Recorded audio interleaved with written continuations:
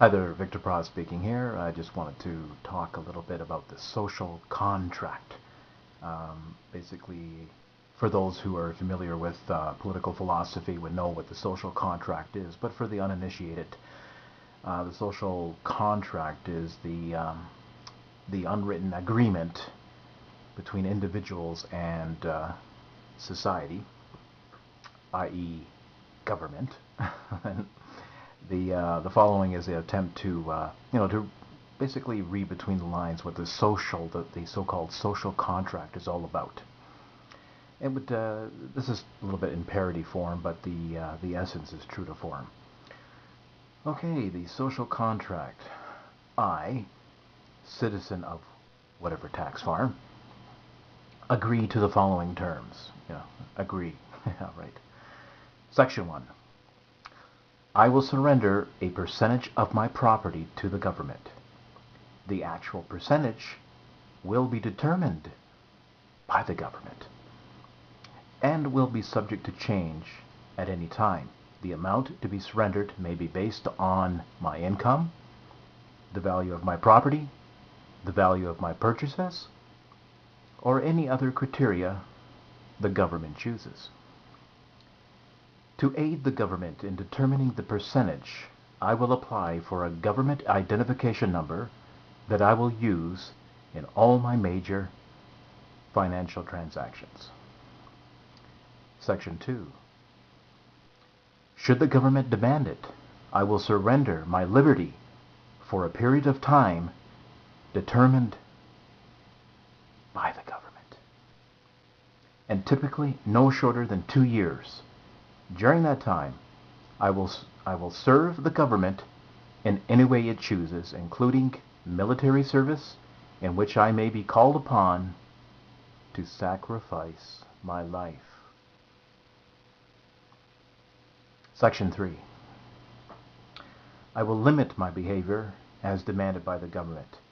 I will consume only those drugs permitted by the government. I will limit my sexual activities to those permitted by the government. More limits may be imposed at any time. Section 4. In consideration for the above, the government will permit me to find employment. No taxes without employment. Subject to limits that will be determined by the government, these limits may restrict my choice of career or the wages I may accept. Section 5. The government will permit me to speak freely, subject to limits determined by the government.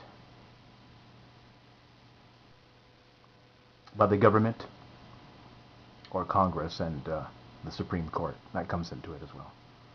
Section 6. The government will attempt to protect my life and my claim to the property it has allowed me to keep. I agree not to hold the government liable if it fails to protect me or my property. Not liable if they fail to actually offer the service that they purport to offer. If they fail in that task, no. Can't have them liable. No. Section 7. The government will offer other various services to me. The nature and extent of these services will be determined by the government and are subject to change at any time. Section 8. The government will determine whether I may vote for a certain government official. I agree not to hold any elected government official liable for acting against my best interests or for breaking promises, even if those promises motivated me to vote for that candidate. Finally, Section 9. I agree that the government may hold me liable if I fail to abide to the above terms.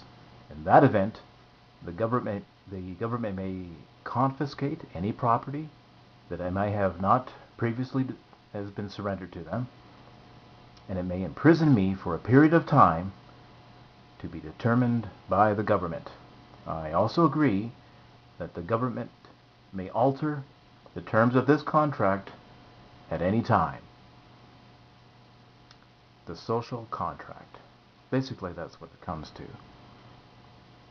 I don't remember ever offering my signature, but I guess just like original sin, you're just born into it, and it's foisted upon you. And little thing like choice and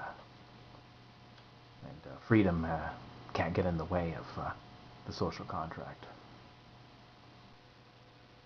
Thanks for listening in. Bye.